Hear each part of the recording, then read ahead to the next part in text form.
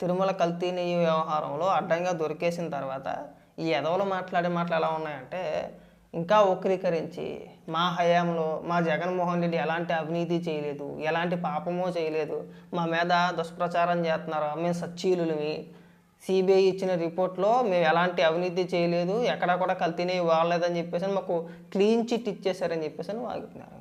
ఈ ఎదవలకు అసలు బుర్ర ఉందా లేదా నాకు అర్థం కావట్లేదు.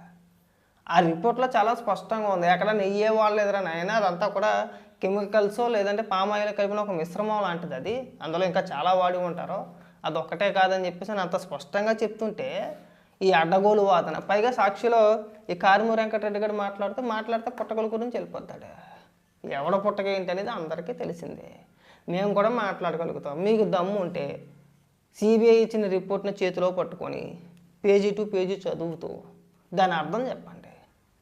ఆ రిపోర్ట్లో ఏముందో చాలా స్పష్టంగా చెప్పే ప్రయత్నం చేయండి. అడ్డగోలు వాదన, నేను 4 బూతు మాటలు మాట్లాడేస్తానో లేదంటే వ్యక్తిగతంగా వ్యంగ్యంగా విమర్శించేస్తానో అగ్రెసివ్గా పెద్ద పెద్ద కేకలేసేస్తానో మీరు చెప్పింది నిజం అవ్వదు. చాలా స్పష్టంగా చెప్పుకొచ్చింది అక్కడ, ఆ రిపోర్ట్లో ఉంది. మీరు 250 కోట్ల రూపాయలు తినేశారు, ఇంత అవినీతి చేశారని చెప్పేసి అని ఆ రిపోర్ట్లో ఉంటే నెయ్యే కాదు, అదొక రకమైన కెమికల్స్తో తయారు చేసి అదొక రకమైన విషం లాంటిది పదార్థాలతో మీరు లడ్డూలు తయారు చేసి మీరు వ్యాపారాలు చేసి డబ్బులు సంపాదించుకొని ఇంత అన్యాయం చేస్తే, ఇంత మహాపాపం చేస్తే ఇక్కడికి వచ్చి సాక్షిలో కూర్చొని నువ్వు 4 బూతు మాటలు మాట్లాడితే అయిపోద్దిరా. ఆ రిపోర్ట్లో ఏముంది, ఏమని చెప్పుకొచ్చారు అసలు? అది వదిలేశారండి. లేదు మాకు క్లీన్ చిట్ ఇచ్చేశారు, ఇగో అసలు ఎక్కడా కూడా జంతువుల కొవ్వు లేదని చెప్పేసి అని ఆ రిపోర్ట్లో తేల్చి చెప్పేశారని మాట్లాడుతున్నారు. ఎక్కడా కూడా జంతువుల కొవ్వు లేదు అని చెప్పలా. కేవలం లార్డ్ పంది కొవ్వు విషయంలో మేము పీసీఆర్ టెస్ట్ చేసాము, ఈ పీసీఆర్ టెస్ట్లో జంతువుల కొవ్వు కలిసి ఉంటే అంటే 10% కంటే ఎక్కువ ఉంటే మాత్రమే ఈ టెస్ట్లో తేలుద్ది, 10% కంటే తక్కువ ఉంటే ఈ టెస్ట్లో ఈ పీసీఆర్ టెస్ట్లో తెలియదు అని చెప్పేసి అక్కడ మెన్షన్ చేశారు. అది 5% ఉండొచ్చు, 8% ఉండొచ్చు, 9% ఉండొచ్చు, 10% కంటే ఎక్కువ ఉంటేనే తెలుసుద్ది, లేదంటే తెలియదు అని చెప్పేసి అక్కడ మెన్షన్ చేస్తే ఇక్కడికి వచ్చి అడ్డగోలు వాదన, అసలు జంతువులు కొవ్వే లేదని మాట్లాడేస్తున్నారు ఇక్కడ. ఇది కాదు మిమ్మల్ని బూతులు తిట్టేది. పైగా ఆ ఫ్లెక్సీల అంశంలో ఏమో ఏడుపా. చెప్పొద్దండి రాష్ట్ర ప్రజలకి, తెలియజేయొద్దా? మీరు చేసిన దిక్మాలతనం, మీరు చేసిన లోఫర్ పనులు ప్రజలకు తెలియాలి కదండి. ఫ్లెక్సీలు ఎత్తానంటే కడుపు మంట అంట, అదిగో ఫ్లెక్సీలు వేస్తున్నారు రాష్ట్రం మొత్తం అంతా కూడా, మహాపాపం అని చెప్పేసి అని ఇది ఎక్కడన్నా చూసేవా మనం అని మాట్లాడుతున్నారు. ఎత్తే తప్పేంటండి? రాష్ట్ర ప్రజలకు తెలియొద్దా, చెప్పొద్దా? మీరు చేసిన దిక్కుమాలి పని రాష్ట్ర ప్రజలకు తెలియజేయాల్సిన బాధ్యత కూడా ప్రభుత్వాలపైన ఉంది, చెప్పాలి. ఇగో ఈ నికృష్టుడు అధికారంలోకి వచ్చాడు, ఇలా చేసాడని చెప్పే బాధ్యత ప్రభుత్వం తీసుకుంది. జగన్మోహన్ రెడ్డి అధికారంలోకి వచ్చిన తర్వాత, జగన్మోహన్ రెడ్డి ముఖ్యమంత్రి అయిన తర్వాత తిరుమల దేవస్థానాన్ని భ్రష్టు పట్టించేసాడు. అక్కడ తన అనుకూలమైన నాయకుడిని, అన్యమతస్తుల్ని తీసుకెళ్ళి టీటీడీ బోర్డు చైర్మన్గా నియమించాడు. నెయ్యిలోని లేదంటే ఇంకొక ఇతరత్ర వస్తువుల్లోని అనేక రకాలుగా అవినీతి చేసి దేవుడి సొమ్ము తినేసారని చెప్పి చెప్పొద్దు ప్రజలకి, చెప్పాలి కదా. చెప్పే ప్రయత్నమే చేస్తున్నారు. ఫ్లెక్సీలు వేస్తారు, చెబుతారు, మీరు ఏడ్చినంత మాత్రం ఆగిపోరు. మీరు పెద్ద పెద్ద ఉపన్యాసాలు ఇవ్వద్దు, వ్యక్తిగత విమర్శలు చేయొద్దు. ఆ మహాపాపం అండి, పుట్టకథలు ఉండవండి, మనిషి పుట్టకనండి. అసలు మీది మనిషి పుట్టకనా? ఏ రోజు మీరు నిజం మాట్లాడారు? సరే పోనీ అలాగే అనుకుందాం, దేవుడితో రాజకీయాలు మతాన్ని తీసుకొస్తున్నారని అనుకుందాం. మరి 2014 నుంచి 2019 వరకు మీరు చేసినయో పోనీ మీరు ఏమైనా నిజాలే మాట్లాడారా?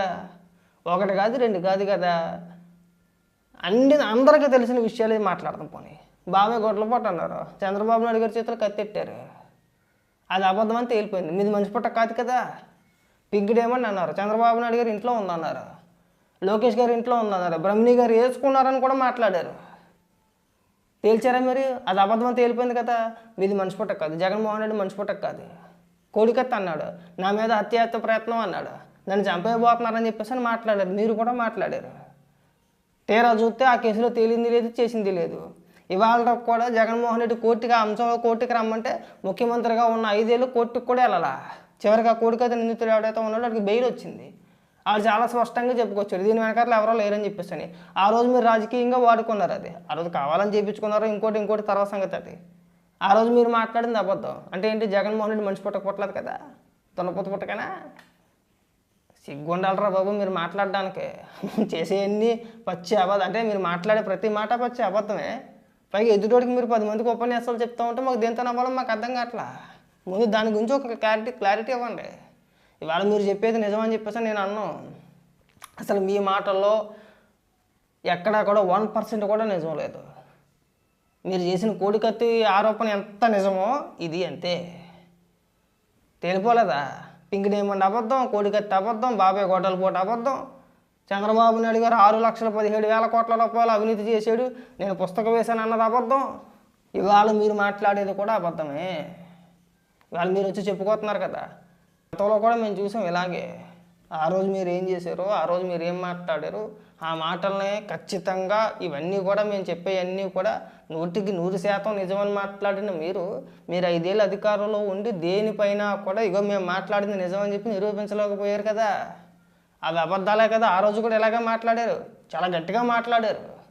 మళ్ళీ వాళ్ళు అలాగే మాట్లాడుతున్నారు. కాబట్టి ఈ ఉపన్యాసాలు చెప్పమాకంటారా. 100% జగన్మోహన్ రెడ్డిది మంచి పుట్టక కాదు, మీది మంచి పుట్టక కాదు. మీరు వక్రీకరించి మాట్లాడుతున్నారు కదా. వక్రీకరించి మాట్లాడే ప్రతి ఒక్కరిది మంచి పుట్టకే కదా నన్ను అడిగితే. అది గుర్తుపెట్టుకోండి బాగా.